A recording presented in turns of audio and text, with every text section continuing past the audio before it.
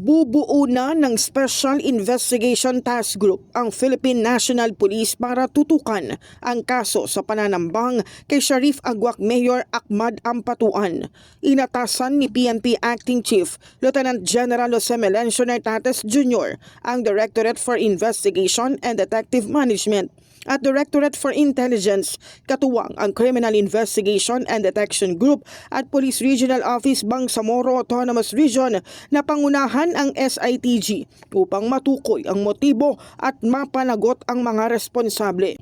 Ayon kay PNP spokesperson Brigadier General Randolph Tuanyo, personal na pinulong ni Nartates ang mga concerned units upang mapabilis ang investigasyon at makabuo ng matibay na kaso. Kanina po sa meeting na pinatawag po ni Chief PNP General Jose Melencio Nartates Jr., binigay ang atas niya yung Regional Director ng PROBAR na si General J.D. Guzman, yung pong Director ng DIDM, yung pong Director ng DI o Intelligence at yung Director ng CIDG para po sa araw na to mag-create ng Special Investigations Task Group para po ipagpatuloy yung investigasyon at matunton at ma-establish yung motibo ng nasabing ambush incident. Na-establish na rin ng pulisya ang pagkakakilanlan ng pangunahing suspect na si alias Raprap na nakitang may hawak ng rocket-propelled grenade o RPG sa CCTV footage na napatay sa operasyon.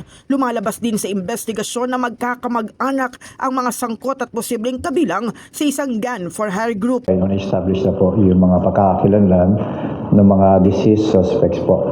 Kung mapapansin po ninyo, banggitin na lang po natin si isang alias Raprap, yung sabihin na po yung suspect number 1. Ito po yung nakita natin sa CCTV video na may hawak na RPG. Siya po yung pinaka main man o suspect number 1. At base po ngayong umaga sa patuloy na investigasyon ng PROBAR, sila po ay mga magkakamag-anak. Yung suspect number 2 po ay uncle nung alias Raprap, yung ating pong suspect number 1. At yung driver po ay, ito po yung hanggang sa ngayon na hinahanap po nila, ito po yung kapatid nung alias Raprap nung suspect number 1. At yung isa po na originally po na hindi po na-identify, although na-identify na po siya ngayon, siya po ay pinsang buo ni alias Raprap po. Batay sa record ng pulisya, may 3 warrants of arrest si alias Raprap, kaugnay ng mga kasong murder, robbery by band at paglabag sa Comelec gun ban. Ang pag-atake kay Mayor Ampatuan, pang-4 na beses na raw. Patuloy pang iniimbestigahan kung kaugnay ang insidenteng ito sa mga naunang pananambang at kung saan nakuha ang RPG na ginamit sa pag-atake. Pang-4 po na attempt to sa buhay po nung nasabing ngayon po. Ang ini-establish po natin ngayon na motibo initially po ay tinitingnan po, ito po ay gun for hire na kung saan ginagamit ng alias Raprap yung kanyang mga kamag-anak po. Ipinag-utos din ni General Nartates ang forensic examination sa mga ebidensya upang matukoy ang mastermind sa likod ng pananambang, kasabay ng mas pinaigting na kampanya kontra loose firearms sa buong Bangsamoro Autonomous Region in Muslim Mindanao.